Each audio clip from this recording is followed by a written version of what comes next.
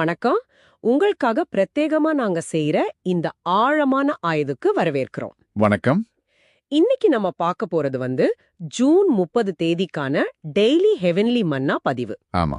இது மத்தேயு 13.30 வசனத்தை அடிப்படையா வச்சிருக்கு. அறுவடை காலத்துல அறுவடை செய்யறவங்க கிட்ட சொல்வேன், கோதுமைய ஏன் களஞ்சியத்துல சேருங்க அப்படின்னு. சரி. இந்த ஆய்வுல இதுல இருக்கிற அந்த அவசரம் அப்புறம் அர்ப்பணிப்பு, இந்த 2 முக்கிய செய்தியை தான் நம்ம கொஞ்சம் ஆழமா பார்க்க போறோம்.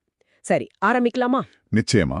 இந்த மூலத்தோட மையமே இந்த அறுவடை காலம், கோதுமைய சேகரிக்கிறதுங்கிற ஒரு வகம்தான் இல்லையா? ஆமா, அதுதான். இதுக்குள்ள போறதுக்கு முன்னாடி ஒரு சின்ன விளக்கம் தேவைப்படுது. இங்க கோதுமை, எஜமான், அறுவடை காலம் அப்படின்னு சில வார்த்தைகள் வருதே, அதோட அர்த்தம் என்னன்னு கொஞ்சம் சொல்ல முடியுமா? ஓ, சொல்லலாமே. ஏன்னா அது புரிஞ்சாதான் மத்ததெல்லாம் நல்லா மனசுல பதியும்னு நினைக்கிறேன். நிச்சயமா. இப்போ இந்த மூலத்தோட பின்னடியில பாத்தீங்கன்னா, எஜமான் அப்படிங்கிறது கடவுளை குறிக்குது. சரி. அறுவடை காலம்ங்கிறது ஒரு குறிப்பிட்ட ரொம்ப முக்கியமான ஒரு காலகட்டம், ஒரு வாய்ப்பு அப்படின்னு வச்சுக்கலாம். ஓகே.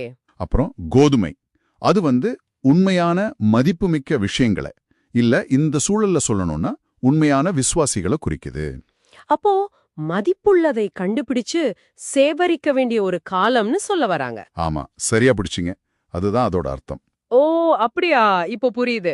அப்போ இந்த வரிகள் காலம் குறுகியது, வேலை பெரியது, வேலையாட்கள் சிலரே, இதெல்லாம் இந்த மதிப்புமிக்க கோதுமைய சேகரிக்கிறதுக்கு டைம் கம்மியா இருக்கு, ஆனா வேலை ரொம்ப பெருசுன்னு ஒரு அவசர உணர்வை தோண்டுது. அப்படித்தானே? அதேதான், கரெக்ட். அந்த பகல் இருக்கும் போதே உழைக்கணும், ராத்திரி வரப்போகுதுன்னு சொல்றதும் இது கூட சேர்த்தி தானே? ஆமா ஆமா, அதுவும் இதோட தொடர்புடையதுதான். அந்த அவசர உணர்வு ரொம்ப முக்கியம்னு இது சொல்லுது. காலம் வேகமா போகுது, ஆனா செய்ய வேண்டிய முக்கியமான வேலை நிறைய இருக்கு அப்படின்னு. ஆனா இது வெறும் அவசரத்தை பத்தி மட்டும் பேசல.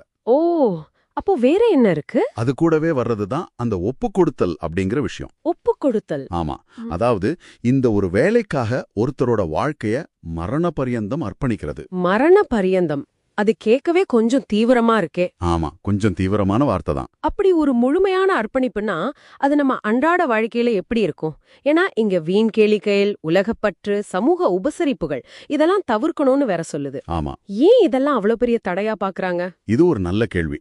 இங்க சுவாரஸ்யமான விஷயம் என்னன்னா, அர்ப்பணிப்புங்கிறது எதையாவது செய்யறது மட்டும் இல்ல, அப்புறம் செய்யக்கூடாத சில விஷயங்களை செய்யாம இருக்கிறதும் கூட தான். இந்த மூலம் என்ன சொல்ல வருதுன்னா, நமக்கு ஒரு முக்கியமான குறிக்கோள் இருக்குன்னு வச்சுக்கோங்களேன். சரி.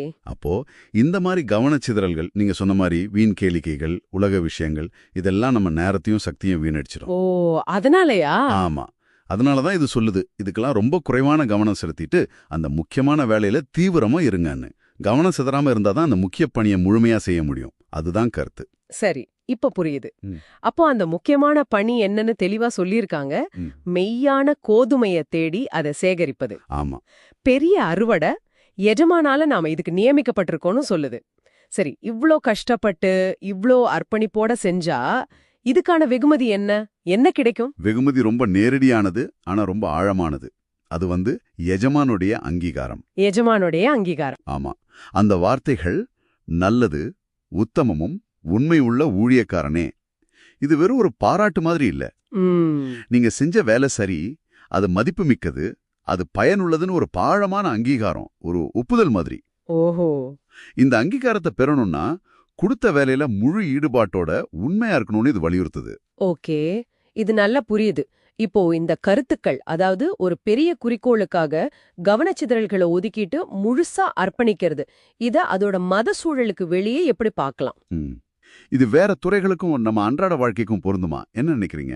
நிச்சயமா பொருந்தும், கண்டிப்பா. இது கொஞ்சம் பரந்த பார்வையில பார்த்தா இது என்ன சொல்லுது? சொல்லுங்க.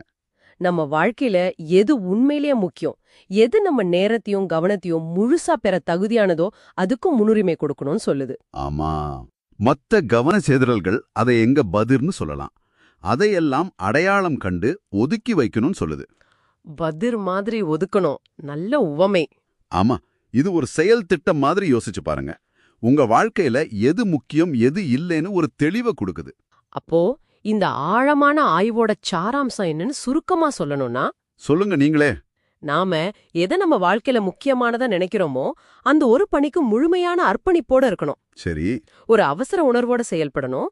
அதே சமயம் தேவையில்லாத கவனச்சிதறல்களை முடிஞ்ச வரைக்கும் குறைச்சுக்கணும். இதுதான் இந்த மூலம் நமக்கு கொடுக்கிற ஒரு வலுவான செய்தி இல்லையா? மிகச் சரியா சொன்னீங்க. அதுதான். உங்களுக்காக, கேட்கறவங்களுக்காக ஒரு இறுதி சிந்தனை. ஓ, சொல்லுங்க. இந்த மூலம் கோதுமையை சேகரிக்கிறத பத்தி பேசுது. இப்போ உங்களுக்கான கேள்வி இதுதான். என்ன கேள்வி? உங்களுடைய தனிப்பட்ட சூழல்ல, அது உங்க வேலையா இருக்கலாம், உங்க குடும்பமா இருக்கலாம், இல்ல உங்க லட்சியமா இருக்கலாம், எதுவா வேணா இருக்கலாம். அங்க நீங்க சேகரிக்க வேண்டிய உண்மையான கோதுமை எது? எதுக்கு நீங்க முக்கியத்துவம் கொடுக்கணும்?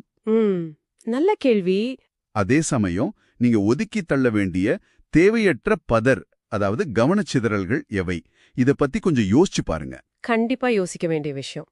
மிக்க நன்றி. நன்றி.